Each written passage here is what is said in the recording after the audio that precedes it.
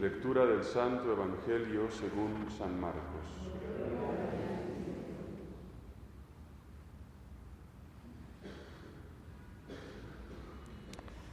En aquel tiempo, cuando Jesús hubo bajado del monte, al llegar a donde estaban los demás discípulos, vieron mucha gente alrededor y a unos letrados discutiendo con ellos.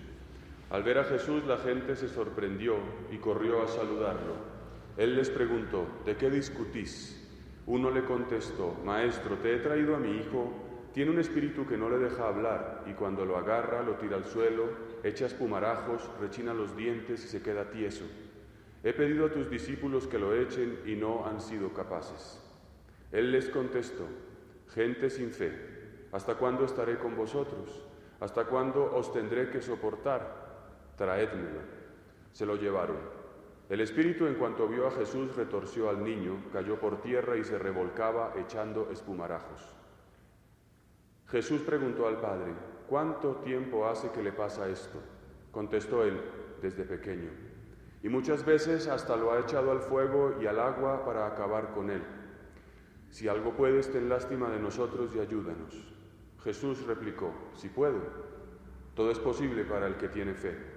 Entonces el padre del muchacho gritó: tengo fe, pero dudo. Ayúdame. Jesús, al ver que acudía gente, increpó al espíritu inmundo diciendo: espíritu mudo y sordo, yo te lo mando, vete y no vuelvas a entrar en él. Gritando y sacudiéndolo violentamente salió. El niño se quedó como un cadáver, de modo que la multitud decía que estaba muerto. Pero Jesús lo levantó cogiéndolo de la mano y el niño se puso en pie. Al entrar en casa, sus discípulos le preguntaron a solas: ¿por qué no pudimos echarlo nosotros? Él les respondió: esta especie solo puede salir con oración y ayuno. Palabra del Señor.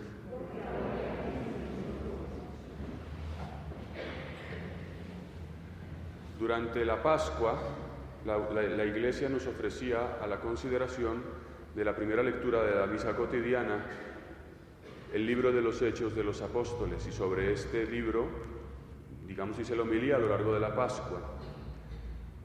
Habitualmente la homilía se predica sobre la palabra de Dios que se lee, pero no es el único tema posible. De hecho, la misma liturgia de la misa, la misma celebración puede ser objeto del comentario para beneficio, para provecho de los fieles.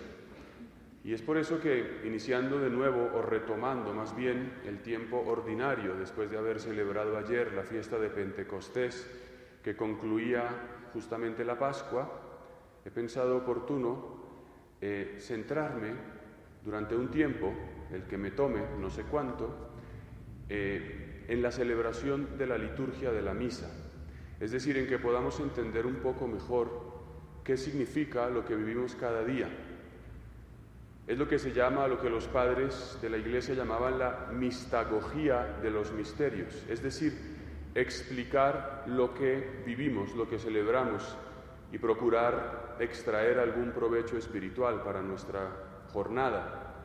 Y en concreto respecto de la misa, que según dice el Concilio Vaticano II es la fuente y el culmen de la vida de la Iglesia, de la vida de cada cristiano, el origen y la plenitud de nuestro trato con Cristo, pues también tenemos muchas cosas que podemos aprovechar y que a veces podemos pasar un poco así, un poco superficialmente, sin entender todo su sentido. Por ejemplo, hemos iniciado la misa poniéndonos en pie, con un pequeño canto. ¿Por qué cantamos? Luego el sacerdote venera el altar. ¿Por qué el sacerdote besa el altar? ¿Por qué pedimos perdón al inicio de la misa? Todas estas cosas que a veces se dan por sentadas y que muy probablemente no conocemos hasta el fondo. Se trata un poco de profundizar en cada momento de la misa. Y en ese sentido, para empezar, es bueno decir que la misa tiene 4 partes fundamentales, 4 momentos, por decir así, rituales, que están recogidos en ese libro que está sobre el altar en el atril, que se llama el misal. Esto es un rito y es fundamental tener en cuenta que lo que celebramos tiene un orden, tiene una estructura que no depende de ustedes ni de mí modificar, solamente vivir plenamente. Y este libro, al inicio, tiene una serie de instrucciones, unas rúbricas. La palabra rúbricas viene del latín rubrus, que significa rojo, y están escritas en rojo, porque justamente son la instrucción que orienta sobre la manera de celebrar, la manera de vivir, el sentido de cada momento. Y de alguna manera lo que pretende es un poco abrir ese libro a ustedes, porque generalmente lo ve solo el sacerdote. Y las consideraciones que pienso hacer son de este estilo. Papa Benedicto decía que es muy importante ofrecer a los fieles este tesoro de la celebración litúrgica. Y decía entonces que la misa tiene 4 partes. Unos ritos introductorios, que son los que empezaremos a considerar. Luego una liturgia de la palabra, que es la que estamos viviendo, constituida fundamentalmente por las lecturas, y cuyo centro es este lugar, el ambón. Y luego la liturgia de la Eucaristía, cuyo centro es ese altar. Geográficamente cambia, digamos, el foco, y allí se da la presencia de Cristo en el cuerpo y en la sangre. Y luego unos ritos finales, al comulgar el cuerpo de Cristo y despedirnos. Pues bien, los ritos introductorios, que fundamentalmente son el canto de entrada. Luego el sacerdote besa el altar. Luego hace un saludo, ese saludo es muy importante. Luego hay un acto de penitencia, de pedir perdón. Luego los domingos se reza el Gloria y luego se cierra con una oración que se llama la oración colecta. Pues iremos viendo cada momento, y en concreto solo quisiera decir una palabra. Pues ya me alargué, ya pasé 5 minutos, pero en fin, es muy difícil explicar todo esto en 3 minutos, pero al menos hoy.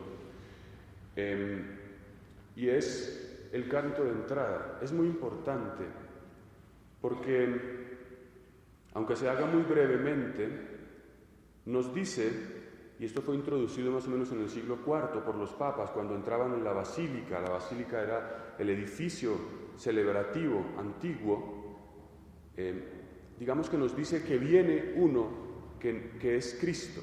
El sacerdote se reviste con ornamentos que están fuera de su modo de vestir habitual, y nos dice algo muy importante, y es que Cristo es el que entra, y por eso nos ponemos de pie, porque nos recuerda que la misa la celebra el presbítero en compañía de la asamblea, pero no en su nombre. Técnicamente se dice que el sacerdote celebra in persona Christi, es decir, es Cristo en la persona del sacerdote el que celebra la misa.